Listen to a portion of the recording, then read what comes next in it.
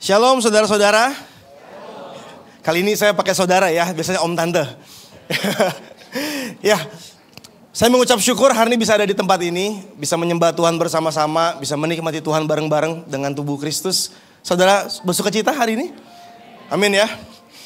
Hari ini sebelum kita masuk ke dalam pembacaan firman lebih dalam, mari kita tundukkan kepala kita berdoa. Kami mengucap syukur ya Bapa, kami mengucap syukur Tuhan Yesus, kami mengucap syukur Roh Kudus. Kalau kami ada di tempat ini itu hanya karena kasih karunia-Mu. Karena Engkau begitu mengasihi kami. Kami gak layak Tuhan, tapi Kau layakkan. Sebentar kami mau dengar firman-Mu Tuhan.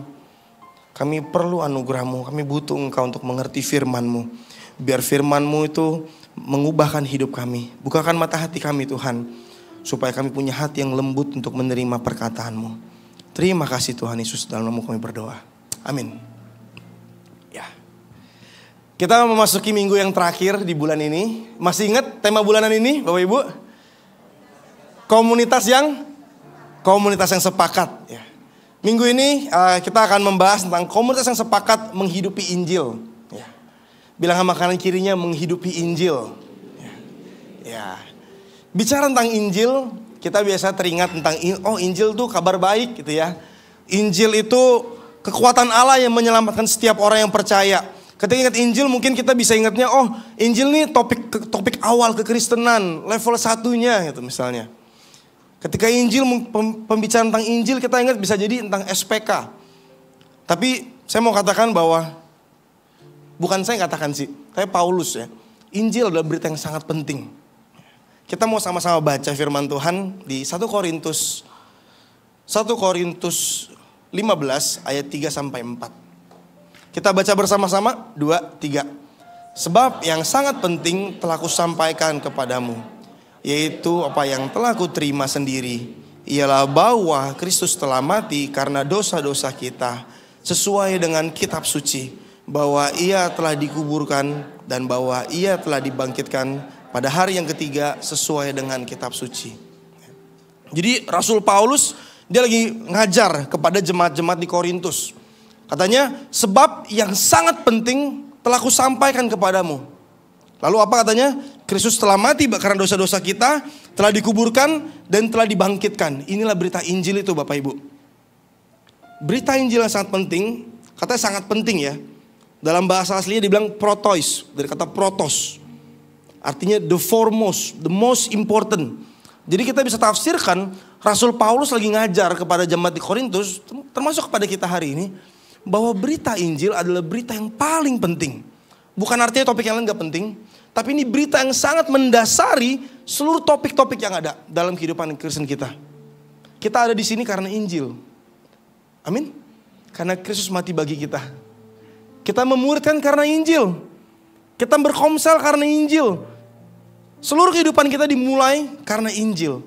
Nah, untuk itu penting untuk kita terus mengingat Injil hari ini. Jangan kita hanya ingat Injil di waktu awal kita bertobat, tapi setiap hari kita mengingat Injil. Apakah hari ini di dalam komselmu kita masih membahas apa yang telah Kristus lakukan bagi kita? Atau kita bahas yang lain? Masalah hidup, masalah orang. Apa tentang Injil yang kita bahas? Nah, kita mau sama-sama belajar hari ini tentang bagaimana menghidupi Injil dari teladan yang dilakukan oleh jemaat mula-mula. Kita baca ayat bulanan kita dari Kisah Para Rasul 2 ayat 42 sampai 47. Yang 42 dimulai dari yang laki-laki, seterusnya yang perempuan, ayat terakhir kita baca bersamaan.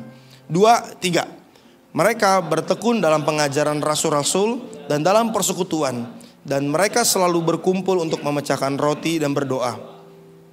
Ketakutanlah mereka semua, sedang rasul-rasul itu mengadakan banyak mukjizat dan tanda. Dan semua orang yang telah menjadi percaya tetap bersatu, dan segala kepunyaan mereka adalah kepunyaan bersama. Dan selalu ada dari mereka yang menjual harta miliknya, lalu membagi-bagikannya kepada mereka semua orang sesuai keperluan masing-masing. Dengan bertekun dan bersenang hati, mereka berkumpul tiap-tiap hari dalam bait Allah. Mereka memecahkan roti di rumah masing-masing secara bergilir dan makan bersama-sama dengan gembira dan dengan tulus hati, sambil memuji Allah dan mereka disukai semua orang. Tiap hari Tuhan menambah jumlah mereka dan selamatkan. Amin. Saudara, ini adalah gambaran gereja pertama di dunia. Gereja yang lahir dari Roh Kudus. Ini kalau kita lihat Kisah Para Rasul 2, konteksnya tentang hari Pentakosta. Ini setelah Pentakosta. Jadi yang kita lagi baca tadi, itu adalah hasil dari apa yang Tuhan kerjakan bagi jemaat. Nah, kita mau lihat tentang Pentakosta. Sebelum Pentakosta, boleh di next ya. Sebelum Pentakosta, kondisi jemaat dan kondisi murid-murid sangat berbeda sama kondisi yang tadi kita baca. Ketika Tuhan Yesus disalibkan, murid-murid ketakutan. Mereka ngumpet, mereka mengunci pintu, mereka menyelamatkan diri masing-masing. Bahkan Petrus sampai menyangkal Yesus, benar? Ketakutan semua. Mereka orang-orang yang belum dewasa secara rohani. Belum benar-benar matang, belum siap untuk jadi utusan-utusannya Allah. Lalu ketika Tuhan Yesus bangkit dan menampakkan diri, lalu mereka senang. Tapi khawatir lagi, karena apa? Karena Tuhan bilang, aku akan pergi ke tempat yang kamu gak tahu. Kan Tuhan bilang, dia akan pergi kan, dia gak stay di dunia. Lalu murid-murid bertanya, itu kalau kita baca di Kisah Para Rasul 1 ayat, biasanya kita baca Kisah 1 ayat 1-8, yang kamu akan menerima kuasa kalau Roh Kudus turun atas kamu. Tapi kalau kita mundur sedikit ke ayat 6, murid-murid bertanya begini kepada Tuhan. Maka bertanyalah mereka yang berkumpul di situ, Tuhan, maukah engkau pada masa ini memulihkan kerajaan bagi Israel? Ini kita melihat gambaran bahwa bahkan pikiran murid-murid belum sepikir sama pikiran Allah. Pikiran mereka belum diubahkan. Mereka masih menganggap kerajaan yang Allah mau bangun itu kerajaan Israel. Kerajaan yang mengalahkan pemerintahan Romawi. Padahal kerajaan Allah yang mau dia bangun adalah kerajaan rohani. Nah, kita ngeliat murid-murid sangat begitu belum dewasa. Makanya sampai Tuhan bilang begini. Tuhan katakan kepada mereka, kamu tetap di Yerusalem. Jangan keluar dari kota ini sampai kamu diperlengkapi dari kuasa dari tempat yang maha tinggi. Maksudnya begini, kamu stay, kamu tuh belum siap. Tunggu sampai kamu diperlengkapi oleh Roh Kudus. Roh Kudus turun atas kamu ready, baru pergi. Maka kita lihat di hari Pentakosta, di Kisah Para Rasul 2, Roh Kudus turun mencurahkan dirinya kepada murid-murid. Mereka kepenuhan Roh Kudus, mereka berbahasa lidah, mereka ada lidah-lidah api, mereka berbahasa yang sama, padahal dari latar belakang yang berbeda-beda. Lalu pada proses Pentakosta ini, ada orang-orang Yahudi juga yang mencela kan. Dia bilang, oh ini orang-orang ini mabuk katanya. Ngomong apa nih gitu, lagi mabuk. Lalu Petrus yang dulunya menyangkal Yesus, dia penuh dengan Roh Kudus dan dia berkhotbah. Jangan kamu sangka mereka sedang mabuk. Mereka lagi kepenuhan Roh Kudus. Lalu dia mengkhotbahkan tentang Injil. Tentang Yesus Kristus yang kamu salibkan itu, dia adalah Tuhan yang mati bagi hidupmu. Hari itu apa yang terjadi?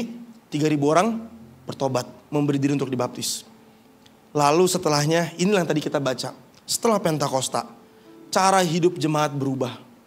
Cara hidup murid-murid yang tadinya takut, tadinya belum mengerti misinya Allah, tadinya belum mengerti cara hidup dalam Allah seperti apa, mereka berubah. Mereka hidup, mereka bertekun dalam persekutuan, bertekun dalam pengajaran rasul-rasul, mereka memuji Allah, mereka memecah roti bersama-sama, mereka mengadakan mujizat. Bahkan kalau kita baca ini ada kaitan dengan Kisah Para Rasul 4. Di sana juga ada cara hidup jemaat mula-mula. Dan yang sangat menarik, dikatakan gini di ayat 47. Tadi kita lihat ya, kita baca.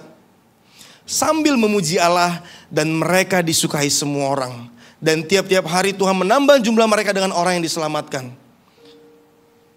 Saya mau katakan gini Bapak Ibu. Ini adalah gambaran ketika Injil menyentuh kehidupan sehari-hari kita. Kehidupan sehari-hari kita bisa menjadi pemberitaan Injil bagi orang-orang. Katanya semua orang suka sama mereka. Semua orang ini bukan 3.000 orang tadi ya. Semua orang ini adalah semua orang di tempat itu. Di daerah situ. Orang-orang yang bahkan belum mengenal Yesus. Bahkan mungkin ada juga orang-orang yang bilang salibkan dia. Tapi katanya apa? Semua orang suka sama mereka. Dan apa? Mereka memberi diri untuk bertobat. Tuhan menambah jumlah mereka. Ketika Injil kita hidupin dalam kehidupan kita. Kehidupan sehari-hari kita bisa membawa orang kepada Kristus karena dia. Hari ini jangan berkecil hati kalau kita mungkin, oh ya saya kerjaannya biasa-biasa aja. No, Tuhan bisa pakai kerjaanmu yang biasa-biasa untuk menjadi pemberitaan Injil bagi orang. Kita nggak ngelihat di sini mereka bikin momen KKR. Enggak. Mereka nggak bikin event, worship night bareng gitu. No, mereka hanya berkumpul tiap-tiap hari menghidupi Injil, menikmati Kristus, saling membagi bagian kehidupan Kristus. Dan itulah yang membuat semua orang menyukai mereka. Dan Tuhan menambahkan jumlah orang yang bertobat. Hari ini apakah dalam komsel kita masih menghidupi Injil? Kita masih ingat apa yang Ia perbuat bagi kita? Dalam keluargamu, bersama suami istri, sama anak, apakah apa yang Yesus perbuat itu masih menjadi pusat dari keluarga kita? Karena kalau enggak, kita gak bisa menjadi berkat. Kita gak bisa menjadi berkat lewat kekuatan kita sendiri. Kita baca firman Tuhan bareng-bareng di Kisah Para Rasul 2 ayat 37 sampai 38. Jadi hari ini kita mau sama-sama belajar apa yang terjadi pada murid-murid. Kenapa sih mereka yang tadinya penakut, ngumpet, gak dewasa, tiba-tiba berubah menjadi orang-orang yang begitu bold dalam memberitakan Injil. Orang-orang yang penuh dengan kuasa ketika menyatakan mujizat kepada orang lain. Orang-orang yang begitu berbesar hati untuk membagi hidupnya bagi sesama. Padahal sebelumnya mereka saling menyelamatkan diri masing-masing. Tapi sekarang mereka bagiin hidup mereka buat yang lain. Kita mau sama-sama lihat apa yang merubah mereka. Kita baca bersama-sama 2, 3. Ketika mereka mendengar hal itu, mereka sangat terharu. Lalu mereka bertanya kepada Petrus dan rasul-rasul yang lain, apakah yang harus kami perbuat, saudara-saudara? Jawab Petrus kepada mereka, bertobatlah dan hendaklah kamu masing-masing memberi dirimu dibaptis dalam nama Yesus Kristus untuk pengampunan dosamu. Maka kamu akan menerima karunia Roh Kudus. Jadi ini kondisinya, kita agak mundur sedikit. Ini kondisinya terjadi ketika orang-orang mencela. Oh, ini lagi mabuk nih orang-orang ini. Dan Petrus berkhotbah. Kalau kita baca di ayat 36, nah di sini Petrus mengkhotbahkan tentang Injil. Dia bilang jangan kamu sangka mereka mabuk, mereka sedang kepenuhan Roh Kudus.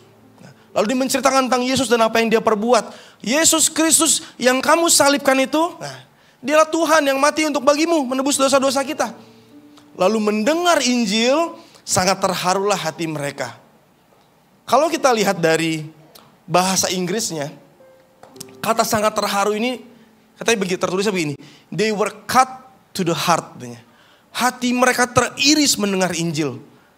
Hati mereka sakit. Nah inilah karya Roh Kudus. Karya Roh Kudus atas dunia. Roh Kudus menginsafkan dunia. Mereka ini orang-orang yang belum percaya Yesus. Sudah pasti mereka orang-orang yang belum dipenuhi Roh Kudus. Tapi Roh Kudus bekerja atas mereka. Atas dunia. Hatinya insaf. Mau balik. Kan ditanya sama, respon mereka begini Bapak Ibu. Apakah yang harus kami perbuat saudara-saudara? Kalau baca ini kita nadanya gak boleh, ya itu saya harus ngapain? Bukan begitu. Nadanya begini. Terus saya harus apa? Ketika mereka hatinya teriris. Brother, what shall we do katanya. Apa yang harus kami lakukan? Hati yang penuh penyesalan. Bukankah ketika kita bertobat pertama kali kita datang dengan penuh penyesalan. Tuhan, apa yang harus saya lakukan? Tuhan, saya mau percaya sama Tuhan. Inilah karya Roh Kudus bagi kita. Ketika kita melihat cara Allah menyelamatkan hidup kita, ini sangat luar biasa. Allah Tritunggal, Bapa mengutus Yesus untuk menebus kita semua. Yesus mati di kayu salib untuk menebus hidupmu dan hidupku. Roh Kudus menginsafkan hati kita supaya kita mau menerima karya Kristus itu. Kita bisa melihat ini luar biasa sekali. Allah bekerja sama secara harmoni untuk menyelamatkan kita. Wow. Betapa berharganya kita di mata Tuhan. Hari ini kalau mungkin di antara kita ada yang merasa kita gak berharga karena performa kita, karena mungkin kita, status kita dan semacamnya. Lihat karya Kristus. Lihat apa yang Allah kerjakan bagi kita. Kita berharga sekali di mata Tuhan. Bukan karena status kita. Bukan karena performa kita. Bukan karena pekerjaan kita. Bukan karena apapun. Gak ada hal yang membuat kita bisa berharga. Tapi simply karena Tuhan mengasihi kita. Jadi kita bisa melihat untuk percaya Yesus saja. Bukan kerjaan kita. Kita gak berjasa sama sekali dalam percaya Yesus. Itu pekerjaan Roh Kudus. Yohanes 16 ayat 8 bilang karya Roh Kudus akan menginsafkan dunia. Akan dosa katanya. Korintus 12 3b bilang begini. Gak ada seorang pun yang dapat mengaku Yesus Kristus adalah Tuhan selain daripada Roh Kudus. Jadi hari ini kalau kita merasa kita punya jasa atas keselamatan yang kita terima. Mari kita bertobat. Ini bukan karena kita, karena Dia. Ini yang terjadi pada jemaat mula-mula Bapak Ibu. Pada jemaat mula-mula mereka semua bleeding. Hatinya menyesal, Tuhan ampuni saya. Mungkin mereka juga pernah, mereka orang-orang yang teriak salibkan Dia gitu. Tapi Tuhan ampuni saya Tuhan. Saya nggak tahu kalau Tuhan begitu mengasihi saya dan Kau mati buat saya. Ampuni saya Tuhan. Hatinya penuh dengan penyesalan dan mau menerima Injil. Terbuka ketika Roh Kudus sentuh hatinya. Timothy Keller berkata begini. We are more sinful and flawed in ourselves than we ever dared believe. Yet at the very same time, we are more loved and accepted in Jesus Christ than we ever dared hope. Kita sesungguhnya lebih berdosa dan lebih cacat daripada yang kita pernah sadari. Tapi di waktu yang sama, kita juga lebih dikasihi dan diterima di dalam Yesus Kristus daripada yang pernah kita bayangkan. Wow. Bapak Ibu, penting untuk menyadari betapa rusaknya hidup kita di luar Tuhan. Kadang-kadang kita bisa bilang, oh ya Tuhan mati buat saya, Tuhan udah selamatin saya. Seakan-akan itu biasa aja. Itu sangat luar biasa. Kita berdosa bukan karena kita melakukan dosa. Kalau kita berdosa karena kita melakukan dosa, artinya nanti ada orang yang berkata, oh dosa saya lebih banyak daripada dosa dia gitu. No, dosa adalah dosa. Kita berdosa bukan karena kita melakukan dosa. Kita berdosa karena memang kita orang berdosa. Kita lahir dari Adam, keturunan orang berdosa, sehingga hati kita punya tendensi untuk melakukan dosa. Contoh, misalnya anak kecil atau bayi lah, bukan bayi lah, udah gede dikit. Ngelihat punya mainan temennya, tiba-tiba timbul keinginan dan iri hati. Pengen juga. Saya dulu gitu ya, ngelihat Tamia punya temen, pengen, sampai nangis-nangis sama papa mama. Minta dong gitu kan, gak dikasih. Pertanyaannya, apakah orang tuanya ngajarin dia bikin dosa? Kamu kalau lihat temanmu punya mainan bagus, nangis ya, ngerengek ya, minta sama papa ya. Gak ada yang pernah pasti orang tua ngajar begitu kepada anaknya. Tapi anak itu dari kecil udah punya keinginan daging. Itu karena kita orang berdosa. Dan ketika kita ingin berbuat baik untuk menutupi dosa-dosa kita, gak ada yang bisa. Kenapa? Karena perbuatan baik kita pun mengandung dosa. Makanya dikatakan kesalehan kita seperti kain kotor. Kalau kita lihat kebenaran ini Bapak Ibu, kita melihat kita ini gak bisa selamat. Gak ada hal yang menarik bagi Tuhan untuk membuat kita diselamatkan.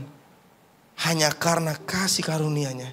Hanya karena Dia begitu mengasihi kita. Hanya karena Dia pribadi yang penuh akan kasih. Dan Dia adalah kasih. Dia menyelamatkan kita. Dia mati di kayu salib. Kalau kita lihat pengorbanan Yesus bukan hanya mati di kayu salib. Ketika Dia turun ke dunia, jadi anak tukang kayu, itu sudah penghinaan. Dia Tuhan. Ketika Dia melayani di Matius 9, Dia melayani di keliling kota di daerah Galilea, menyembuhkan orang buta. Lalu orang buta ini, wah sembuh, seneng. Lalu ada orang-orang Yahudi di sekitar situ, dia bilang, oh ini pakai kuasa dari Beelzebul, dari kuasa setan katanya. Bayangin, Tuhan menyembuhkan orang dituduh pakai kuasa setan. Itu penderitaan. Bayangkan posisi kita hari ini, melayani tapi dituduh pakai kuasa setan. Sakit hati gak kita? Tapi Dia sudah melewati itu semua. Responnya apa? Responnya kalau kita baca selanjutnya, Dia tetap melayani. Dia tetap keliling, Dia tetap mengajar, Dia tetap bikin mujizat. Karena Dia mengasihi kita. Jadi Bapak Ibu, mari kita renungkan kembali karya Kristus bagi kita.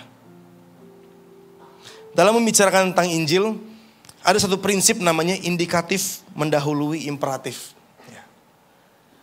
Indikatif mendahului imperatif. Jadi indikatif lebih dulu, baru imperatif. Indikatif ini berbicara tentang fakta, tentang realita, tentang apa yang Allah telah perbuat bagi kita. Imperatif berbicara tentang respon, tentang dia kata kerja perintah. Hendaklah kamu. Nah, oleh karena itu kamu harus, itu imperatif. Imperatif adalah respon kita terhadap apa yang telah Allah lakukan bagi kita. Terhadap fakta apa yang telah Allah perbuat bagi kita. Nah, kita mau sama-sama belajar bersama-sama dari ayat Efesus 4 ayat 32. Saya akan bacakan buat kita semua. Tetapi hendaklah kamu ramah seorang terhadap yang lain, penuh kasih mesra dan saling mengampuni, sebagaimana Allah di dalam Kristus telah mengampuni kamu. Indikatifnya yang mana? Yang belakang ya. Sebagaimana Allah di dalam Kristus telah mengampuni kamu. Jadi kita akan temukan banyak cara penulisan Rasul Paulus. Oleh karena itu kamu, oleh sebab itu kamu, therefore you. Nah, dia menunjukkan bahwa Allah mengerjakan lebih dulu. Sebagaimana Allah di dalam Kristus Yesus telah mengampuni kamu, tetapi hendaklah kamu ramah seorang terhadap yang lain, penuh kasih mesra dan saling mengampuni. Jadi kita mengampuni bukan karena kita bisa mengampuni. Saya mungkin bisa mengampuni pada batas tertentu. Tapi kalau orang lain mungkin melakukan kesalahan yang sangat parah kepada saya, bisa jadi saya gak bisa mengampuni dia. Lalu apa yang bisa membuat saya mengampuni? Sebagaimana Allah di dalam Kristus telah mengampuni kamu. Inilah kekuatan Injil itu, Bapak Ibu. Ketika saya pernah berkonflik dengan orang lain, kesel banget, penuh amarah, bahkan saya bilang sama Tuhan, Tuhan, untuk kali ini saya gak bisa mengampuni Tuhan. Saya gak ngerti lagi cara mengampuni bagaimana. Masuk WC, sambil mandi, sambil nangis juga, gitu ya, biar gak buang waktu. Sambil nangis, Tuhan, biasalah manusia kalau udah marah, udah down, why Tuhan, kenapa Tuhan, kok begini Tuhan. Tiba-tiba kita jadi kayak korban dan Tuhan bertanggung jawab atas kondisi hidup kita. Kok begini Tuhan, saya bertahun-tahun melayani kok Tuhan kok begini Tuhan. Bertanya-tanya, kayak anak kecil yang lagi ngerengek. Pada itu Tuhan dengan lembut cuma ngomong seperti ini ke saya. Andre, aku telah mengampuni kamu. Katanya kamu mau serupa seperti aku. Dan ketika saya mendengar kata itu di hati saya, segala pertanyaan why itu diam semua. Ada damai sejahtera muncul. Tiba-tiba hati saya penuh dengan damai sejahtera. Dan tiba-tiba saya bisa bilang sama Tuhan, oke Tuhan, saya mau mengampuni. Kita yang hidup oleh Injil melakukan segala sesuatu karena Allah terlebih dahulu melakukan itu bagi kita. Kita mengampuni orang lain karena Allah terlebih dahulu mengampuni kita. Kita mengasihi orang lain karena Allah terlebih dahulu mengasihi kita. Gak ada hal perbuatan baik yang muncul dari diri kita. Semua karena Allah telah memberikan segalanya bagi kita. Sehingga kita bisa mengampuni. Karena ingat ketika Allah mengampuni kita, kita ditebus, kita jadi miliknya. Rohnya tinggal dalam hidup kita punya kekuatan untuk mengampuni orang lain. Kita punya kekuatan untuk mengasihi orang lain. Kita punya kekuatan untuk memberi yang terbaik. Karena Allah. Jadi Injil menyelamatkan kita. Dimulai dari apa? Dari hati kita. Seperti orang-orang tadi, they were cut to the heart. Hatinya teriris. Yang Tuhan mau selamatkan lebih dulu adalah hati kita, Bapak Ibu. Kita mungkin berdoa, Tuhan ubah kondisiku, ubah pekerjaanku Tuhan. Tuhan, kita berdoa untuk situasi, kita minta segala situasi berubah. Buat Tuhan mengubah situasi kita itu hal yang mudah. Bahkan dia gak perlu begini pun bisa berubah tiba-tiba. Karena apa? Karena pemiliknya dia semua. Langit dan bumi punya Tuhan. Mudah bagi Tuhan mengubah situasi kita. Tapi dia tertarik mengubah hati kita. Tuhan jauh lebih tertarik mengubah hatimu. Menghidupkan hati kita. Efesus 1 bilang, kamu ini mati rohani katanya. Tapi karena Allah begitu mengasihi kamu, kita dihidupkan kembali. Tuhan ingin menghidupkan hati kita kembali. Hari ini kalau kita mungkin bergumul, kita berdoa, kok rasanya gak menang-menang ya. Bukan situasi yang Tuhan mengubah. Hati kita yang Tuhan mengubah. Hari ini kalau mungkin Bapak Ibu ada yang masuk dalam padang gurun, di rumah tangga, di pekerjaan, di pelayanan. Tuhan mau ubah hatimu. Dan itu yang paling penting. Ketika hati kita berubah, cara kita meresponi segala sesuatu akan berubah. Dulu, tadi saya masuk kamar mandi nangis-nangis, keluar sukacita. Saya mau mengampuni. Kayak masuk klinik tongfang gitu ya. Berubah tiba-tiba gitu. Karena yang diberesin hatinya, bukan situasinya. Jadi Injil memberikan kita dasar yang benar dan kekuatan Allah untuk menaati seluruh perintahnya. Injil mengubah motivasi hati kita dan memberikan kita kekuatan untuk kita bisa taat. Hari ini kalau kita taat melakukan perintah Tuhan, gak pakai Injil, gak pakai kekuatan Allah, kita pasti gagal. Justru kita marah sama Tuhan. Tuhan permintaannya banyak banget. Padahal dia terlebih dahulu memberikan kita seluruh kekuatan dan modal untuk kita bisa taat melakukan perintahnya. Apa yang dia berikan? Dirinya. Semuanya. Ada satu kesaksian dari anak youth di Komsel kami dulu. Ini mungkin sekitar tahun lalu ya. Jadi anak ini punya latar belakang keluarga yang secara ekonomi sangat sulit. Orang tuanya kena tipu dan lain-lain. Bangkrut. Akhirnya harus hidup frugal. Frugal itu apa ya? Hemat-hemat, irit-irit. Bahkan hemat-hemat, irit-irit ini kayak sampai menyiksa diri gitu. Ketika kita komsel kumpul, pemuritan ngumpul, kayaknya baik gitu ya. Dia gak mau ikut gitu. Ayo, gak enak gue bang, gue gak ada duit katanya. Soalnya nanti kalau gue gak ada duit gue dibayarin lagi, gue ngerepotin orang. Mending gue pulang aja ke rumah. Gitu terus berminggu-minggu. Sempat sulit mengalami bahkan hampir gak jadi kuliah, tapi puji Tuhan bisa kuliah. Di tengah-tengah kuliah pun dia akhirnya hampir terancam gak bisa kuliah karena gak bisa bayar uang kuliah. Dan pada waktu itu Tuhan gerakan komunitas untuk support dia. Bukan karena kita punya uang, simply karena Tuhan yang menggerakkan. Dan dia bisa kuliah terusin gitu ya. Dan ketika dia kerja ya sama, kondisi keluarganya belum berubah. Terus lalu di waktu berikutnya ada anak lain lagi juga sama, punya kebutuhan yang sama, hampir terancam gak bisa kuliah. Lalu kita biasa anak-anak itu kan bikin patungan gitu. Lalu anak ini kirim ke saya. Saya kaget pas dikirim. Ya ini saya perlu bertobat dengan respon yang polos dan begitu manusiawi. Saya bilang gini ke dia, lu yakin gak sih segini? Gitu kan. Lu kan butuh gitu. Iya gue juga butuh memang. Tapi dia ngomong gini, ini perkataan saya percaya Tuhan bicara lewat dia buat saya, negur saya. Dia bilang begini, bang gue udah lihat pertolongan Tuhan dan bukti pemeliharaannya dalam hidup gue. Dia bilang.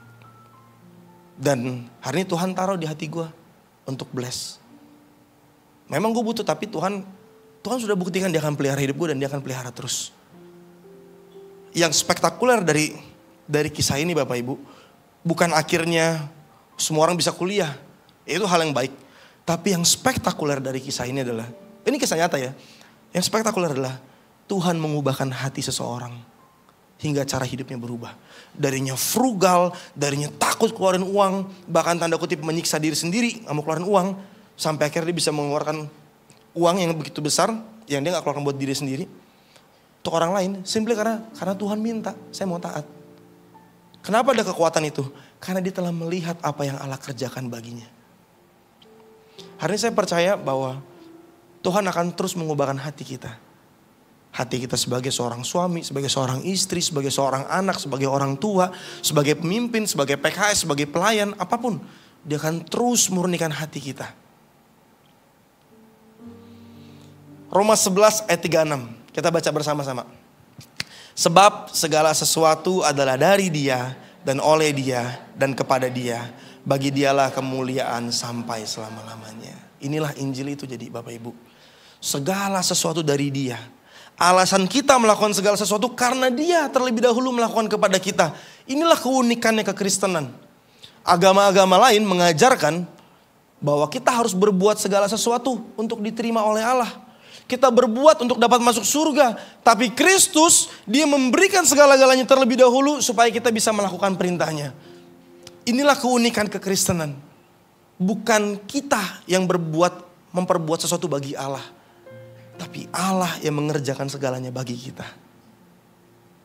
Inilah hidup oleh kasih karunia. Ini kalau kita melihat mungkin ada banyak struggle dalam kehidupan kita. Dan kita kayaknya gak keluar-keluar dari struggle ini. Jangan-jangan kita lagi pakai kekuatan kita sendiri. Kayak gak keluar-keluar, gak lulus-lulus pembelajarannya. Karena cara Tuhan simple. Dia mau kita melewati semuanya pakai kekuatan Dia.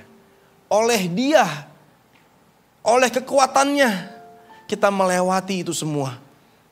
Oleh kekuatannya kita bisa mengasihi pasangan kita walaupun dia gak berubah. Oleh kekuatannya kita bisa menerima teman komsel kita walaupun ya orang bikin masalah terus di Komsel. Oleh kekuatannya kita bisa mengasihi anak kita walaupun anak kita gak berubah-ubah.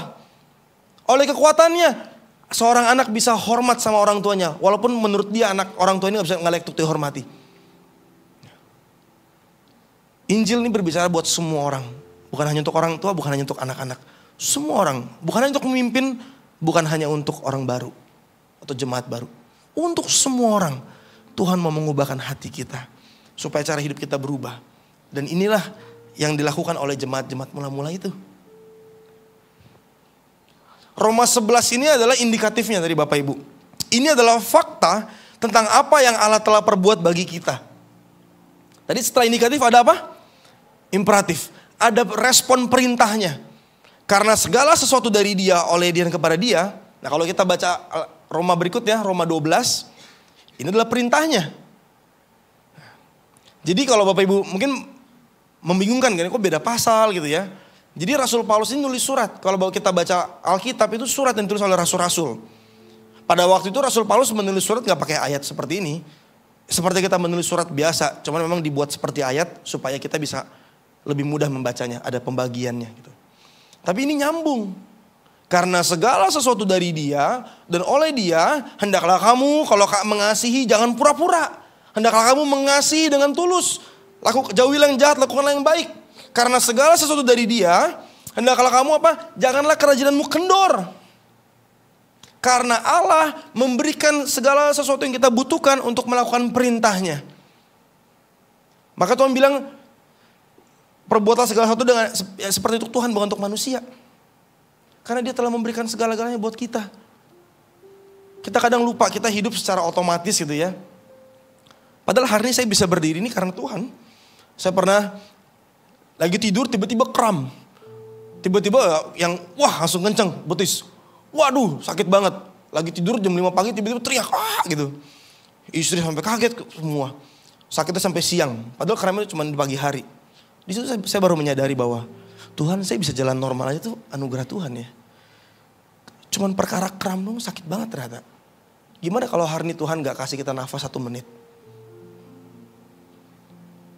Kita mungkin bisa bilang oh itu ya karena saya bisa kerja yang kerjaan saya bagus. Kita bisa bekerja pun karena kita dapat nafas dari dia. Jadi Allah telah melakukan segala sesuatu terlebih dahulu. Dan itu menjadi motivasi kita melakukan perintahnya. Katanya bantulah dalam kekurangan orang-orang kudus. Karena segala sesuatu dari dia. Harta yang kita miliki itu dari dia. Aset yang kita miliki itu dari dia. Segala dalam hidup kita milik dia. Uang yang kita punya itu milik dia. That's why bantulah orang-orang kudus. Kalau kita menyadari bahwa harta kita ini milik Tuhan. Kita akan gak akan berat hati untuk memberikan. Oh ini punya Tuhan bukan punya saya. Tuhan mau ini buat kamu. Selama kita bilang ini punyaku. Kita gak akan bisa memberkati orang lain. Mungkin bisa, tapi sedikit sesuai kerelaan kita masing-masing. Tapi apakah itu akan memberkati orang lain? Jadi kita perlu melihat kembali apa yang Allah kerjakan bagi kita. Nah, jadi Injil bukan hanya kekuatan Allah yang menyelamatkan tanda kutip orang berdosa menjadi orang benar, tapi dia mengubah hidup kita. Kita mau baca bersama di 2 Korintus 3 ayat 16 sampai 18. Ya. Kita baca bersama-sama 2-3.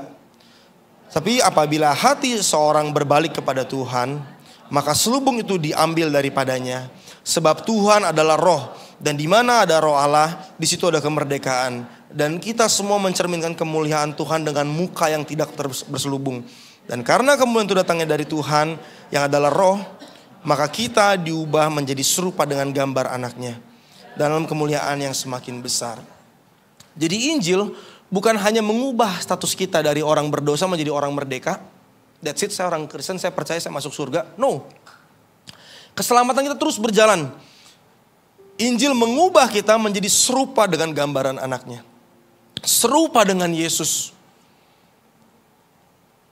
Injil yang menjadi dasar kita dikuduskan dari hari ke hari. Kalau kita lihat, masih ingat ya, doktrin tentang keselamatan. Pertama pembenaran, justification. Kita dibenarkan oleh Allah, itu semua karena kasih karunia Allah. Kemudian kita dikuduskan. dari hari ke hari. Dikuduskan. Makanya Tuhan bilang belajar menjadi serupa dengan gambaran anaknya. Setiap hari pikiran kita diubahkan. Tadi punya tabiat dosa yang dilepas. Belajar mengampuni orang lain. Belajar mengasihi. Belajar saling menghormati. Belajar sopan santun. Karena Kristus, kita lagi dikuduskan. Dari hari ke hari, hari ke hari. Makanya Paulus tuh ngajar ke jemaat di Kolose. Dia bilang apa? Kenakanlah manusia baru. Setiap hari, bertobat setiap hari. Karena setiap hari kita bisa bikin dosa. Bertobat, ini proses pengudusan ini. Injil mengubah hidup kita. Yang dia ubah adalah kenapa kita melakukan segala sesuatu. Cara, motivasi dasar hati kita yang dia ubah. Sehingga kita melakukan dengan cara yang benar. Dalam 1 Korintus 10 ayat 13-14 dikatakan begini ayatnya. Pencobaan-pencobaan yang kamu alami ialah pencobaan-pencobaan biasa yang tidak melebihi kekuatan manusia. Sebab Allah setia dan karena itu ia tidak akan membiarkan kamu dicobai melampaui kekuatanmu. Pada waktu kamu dicobai, ia memberikan kepadamu jalan keluar sehingga kamu dapat menanggungnya. Karena itu saudara-saudara yang kekasih, jauhilah penyembahan berhala. Indikatifnya, faktanya apa? Apa yang telah Allah perbuat bagi kita? Dikatakan begini, ia akan memberikan kepadamu jalan keluar sehingga kamu dapat menanggungnya. That's why ketika kita menghadapi pencobaan-pencobaan, jangan gentar. Hari ini mungkin kita punya pencobaan kita masing-masing. Mungkin ada yang masih bersemangat, masih hopeful, atau ada yang udah putus asa melewati pencobaan kita. Aduh, masalah keuangan, masalah pasangan, masalah anak, masalah di keluarga, masalah apapun. Tapi Tuhan bilang begini, ia akan memberikan jalan keluar. Ini yang Kristus perbuat bagi kita. Dan ini yang perlu kita renungi setiap hari. Apa yang Kristus lakukan bagi kita? Ia akan membukakan jalan keluar. That's why menghadapi pencobaan yang ada, saya akan lewati dengan hati yang penuh pengharapan. Karena apa? Karena dia telah membukakan jalan keluar bagi saya. Bukan karena kekuatan kita.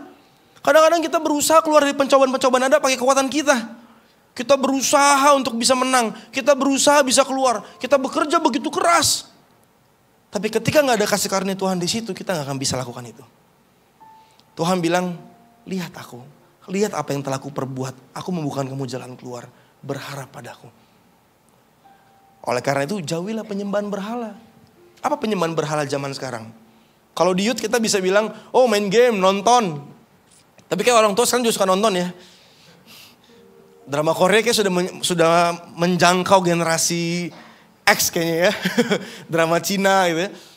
Tapi saya mau katakan salah satu berhala zaman now adalah kita begitu mencintai diri kita sendiri. Apa-apa kita, saya bisa buat ini kok, saya bisa lakukan ini kok. Saya rasa saya mampu. Paulus bilang apa? Jauhilah penyembahan berhala. Ketika kita merasa kita bisa melebihi rasa bergantung kita sama Tuhan, itulah berhala. Rasul Paulus bilang apa? Jauhilah penyembahan berhala. Kembali lihat apa yang telah Kristus perbuat bagi hidupmu dan hidupku. Jadi bicara tentang menghidupi Injil adalah bagaimana setiap hari kita hidup melihat apa yang telah Allah perbuat bagi kita. Disitulah kita mendapatkan kekuatan baru untuk melangkah. Disitulah kita bisa mengasihi lebih lagi orang lain. Disitu kita bisa mengampuni orang lain.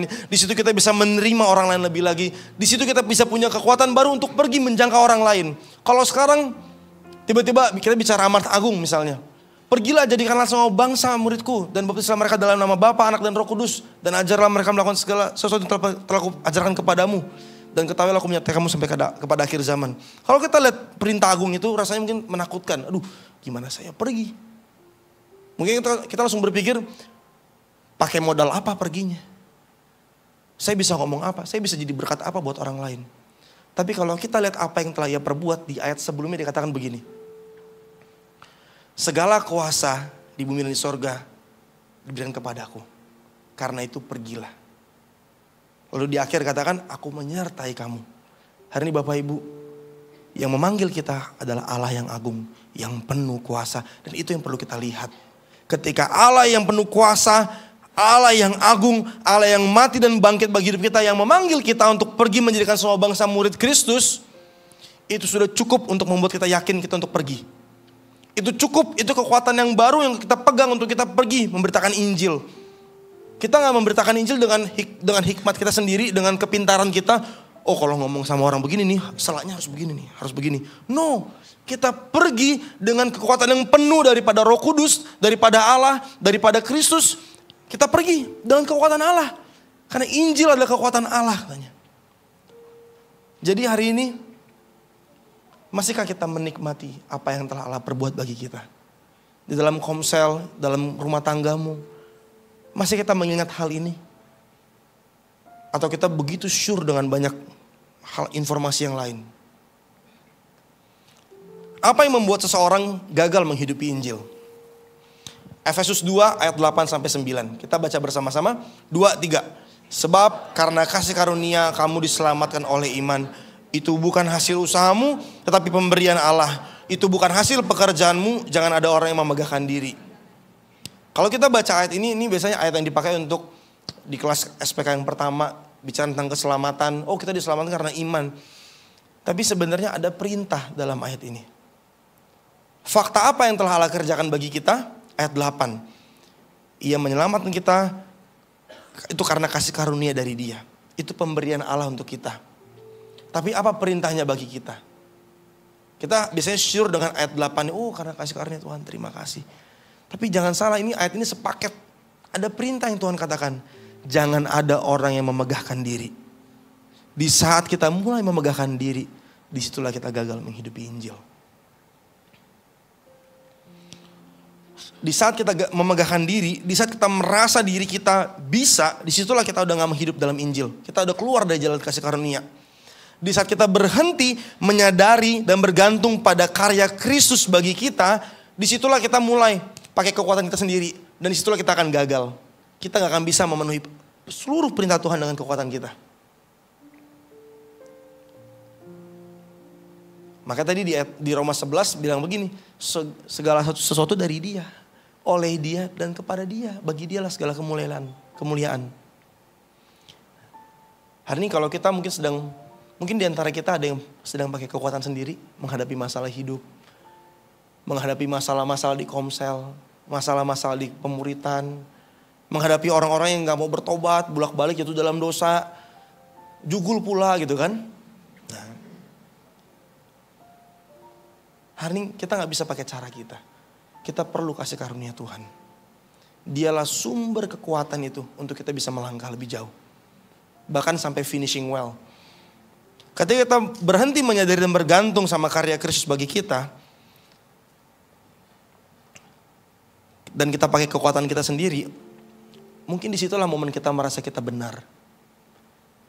Kita merasa kita bisa lebih benar daripada orang lain. Kita lebih gak berdosa daripada orang lain.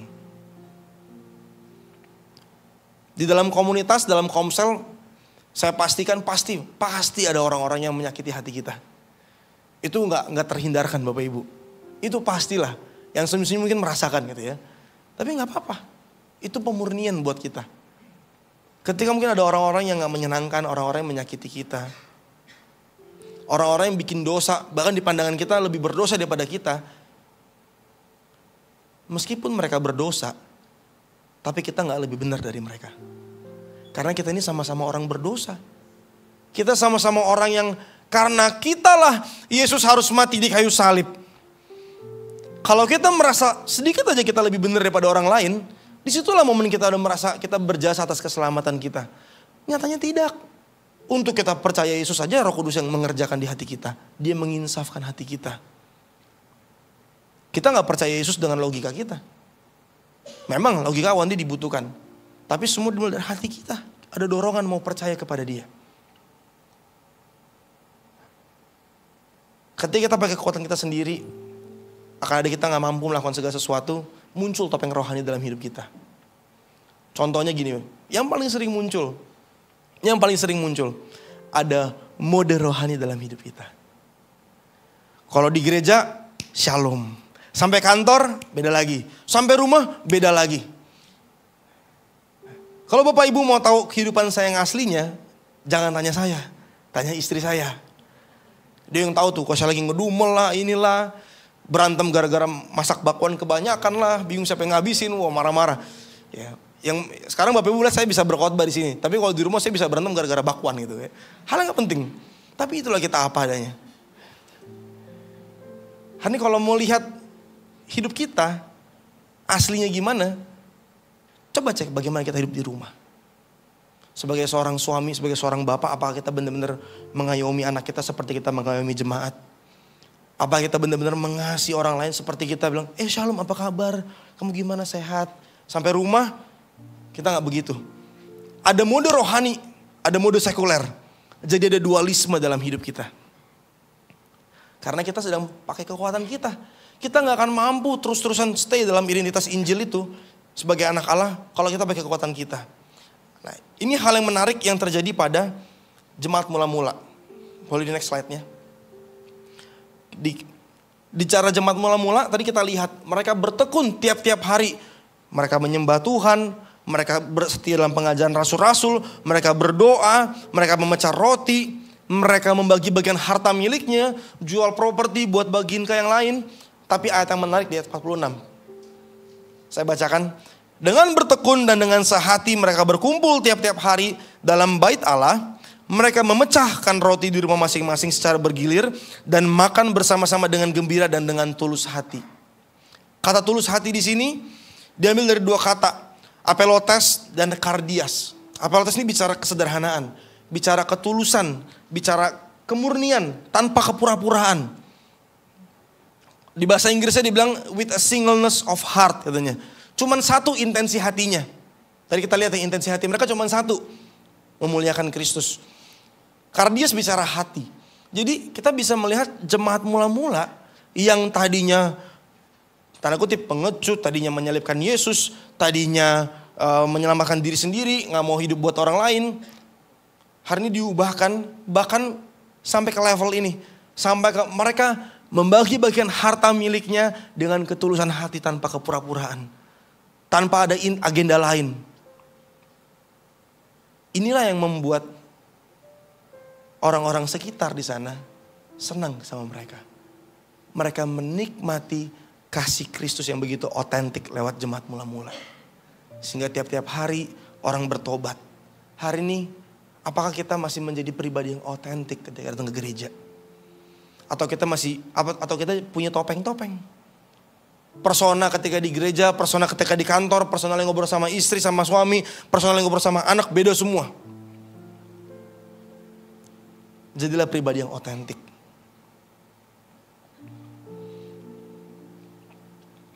Ketika di dalam komsel, ada orang yang mungkin menyakiti hati kita, atau mungkin ada orang-orang yang kayak, aduh apaan sih ini orang gitu kan.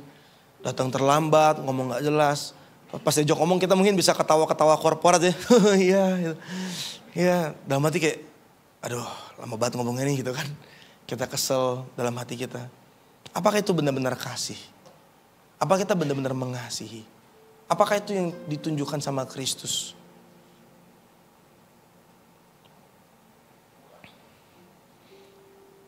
Ketika kita pakai kekuatan kita gak akan bisa hidup murni terus-menerus di hadapan Allah dan di hadapan sesama. Kita perlu setiap hari terus-menerus melihat apa yang telah Yesus perbuat bagi hidup kita. Supaya kita bisa hidup murni setiap hari. Karena apa? Karena kita mengasihi bukan pakai kasih kita. Tapi apa? Dari Dia, oleh Dia, bagi Dia. Kita mengasihi dari kasihnya Yesus yang telah kita terima. Kita mengasihi dengan cara yang Dia mau. Dan ketika kita mengasihi orang lain, itu untuk kemuliaan Tuhan, bukan kita. Satu aja agendanya. That's why masyarakat di sana mengalami kebangunan rohani. Tiap-tiap hari jumlah ditambahkan. Pertumbuhan tuh bagian Tuhan. Bagian kita hidup terus serupa seperti Dia. Hidup terus sesuai ketetapan-ketetapannya.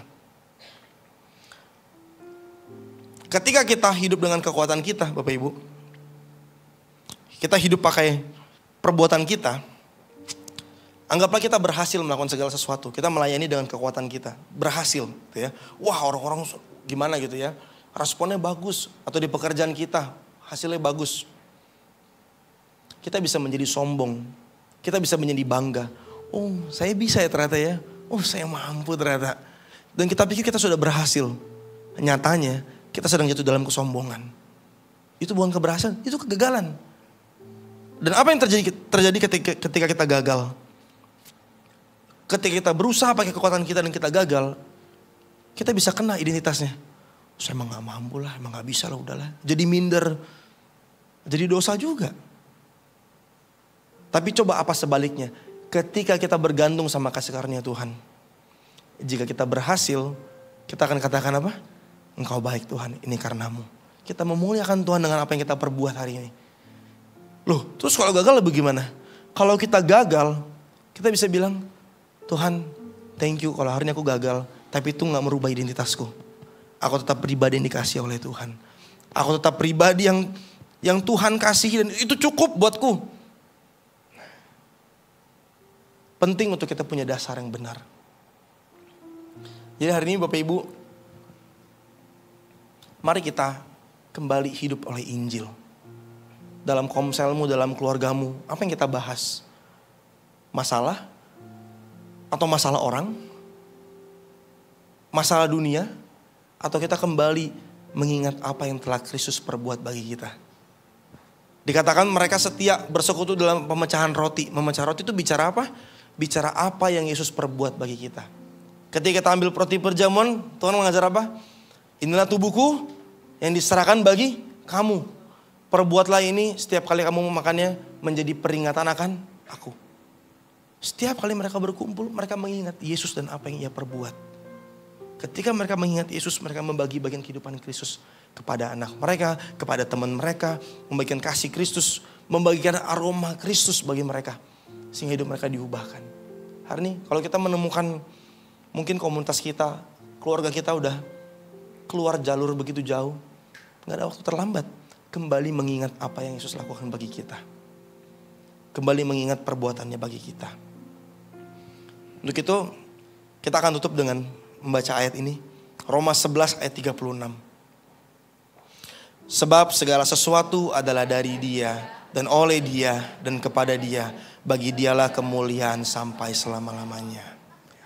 Bagi Dialah kemuliaan sampai selama-lamanya.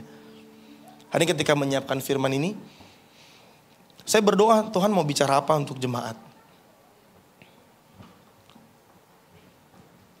Tuhan cuma katakan kembali kepadaku. Kembali ke jalur kasih karunia. Hari ini mungkin saya gak tahu masalah Bapak Ibu. Mungkin ada yang struggle dengan keluarganya, struggle dengan ekonomi, struggle dengan kesehatan, struggle dengan apapun. Dan kau menemukan dirimu gak mampu untuk melewati ini semua. Mungkin kau melihat bahwa Tuhan saya gak sanggup Tuhan melewati pencobaan ini. Tuhan saya mau menyerah, Tuhan saya gak bisa ampuni teman saya. Bahkan bukan teman, ini musuh Tuhan. Saya gak mampu Tuhan menatap mata dia. Dia nyakitin hati saya begitu sakit Tuhan. Hari ini ketika kita mungkin lagi merasa kita putus asa hari ini. Mungkin ada di tempat kita seperti itu. Tuhan mau katakan kembali ke jalur kasih karunia. Kembali kepada kasih karuniaku. Kembali melihat apa yang telah aku perbuat bagimu. Disitulah kamu akan mendapat kekuatan baru. Disitu kamu melihat bahwa kamu sudah punya kekuatan itu. Untuk mengampuni dia. Untuk melewati pencobaan-pencobaan itu. Hari ini Bapak Ibu, terlepas masalah-masalah yang sedang kita alami hari ini, saya mau ajak kita nyanyikan lagu ini. Mari kita arahkan hati kita kembali kepada Kristus dan apa yang dia perbuat.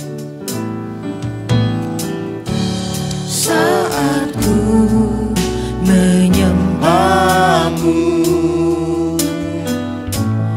Roh-Mu bekerja. Saat ku memujimu, Kau bertata di atas pujian.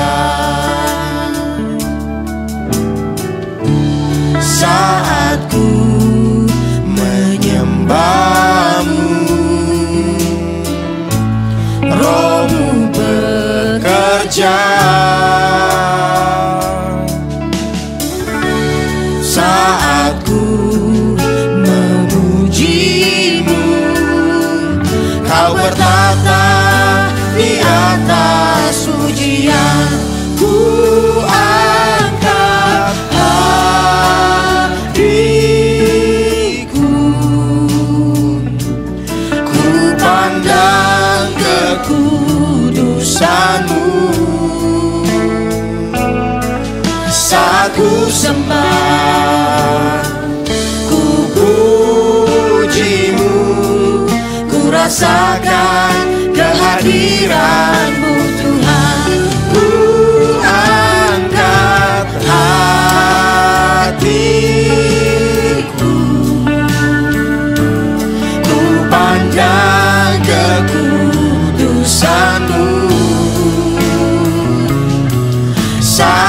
sembah, ku pujimu, ku rasakan kehadiran-Mu Tuhan. Biar tim profetik aja yang bernyanyi. Hari ini Bapak Ibu, saudara-saudara, lihat apa yang telah Ia perbuat bagi hidup kita. Lihat apa yang telah Yesus lakukan bagi hidup kita. Dialah kekuatan baru bagi hidup kita.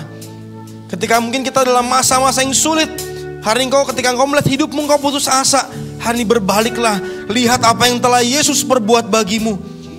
Ketika kau sulit mengampuni orang lain, lihat apa yang telah Ia perbuat bagimu. Kita pun orang-orang yang gak layak untuk diampuni, tapi Dia mengampuni kita.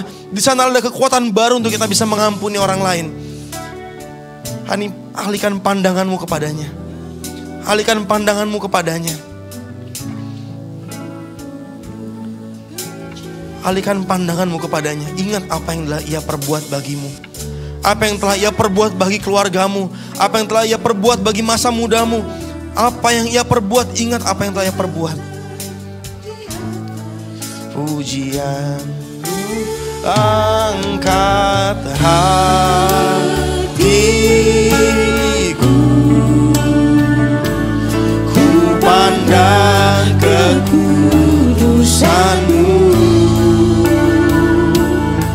Saat ku sembah, ku pujimu, ku rasakan kehadiran-Mu Tuhan. Ku angkat hatiku, ku pandang kekudusan-Mu. Saat ku sembah, ku pujimu, ku rasakan kehadiran-Mu Tuhan. Ku rasakan kehadiran-Mu Tuhan. Ku rasakan kehadiran-Mu Tuhan. Hari Bapa, Engkau melihat setiap hati yang berpaling kepadamu Tuhan. Engkau melihat hati yang mungkin putus asa, hati yang lagi berbeban berat, hati yang gak sanggup melakukan perintah-perintah-Mu Tuhan. Hati yang mungkin lagi kecewa, yang lagi pahit. Tapi hari ini Tuhan, lihatlah orang-orang yang berpaling kepada Engkau.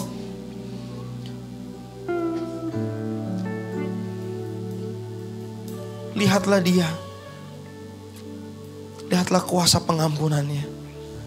Dia yang mati dan bangkit, Dia yang menang atas dosa, tinggal dalam hidupmu hari ini.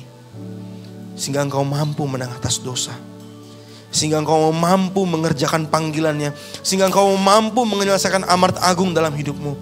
Hari Tuhan, aku berdoa untuk anak-anakmu yang hadir di tempat ini. Engkau melihat setiap hati yang berbalik kepada Engkau. Hati yang kembali melihat Engkau. Tuhan, Engkau terlebih mengasihi mereka. Biar mereka menikmati Engkau lagi, menikmati kasih-Mu. Jamah hatinya Tuhan, supaya ada kekuatan baru untuk mereka bisa melewati setiap padang gurun yang ada hari ini. Biar kasih karunia daripada Tuhan turun memenuhi hati anak-anak-Mu di tempat ini Tuhan. Untuk melampaui batasan-batasan yang ada, melampaui keterbatasan dirinya Tuhan, supaya dia bisa melihat bahwa Engkau Allah yang terlebih mampu mengangkat mereka melalui setiap masalah-masalah yang ada, melampaui setiap batasan yang ada. Tuhan, terima kasih.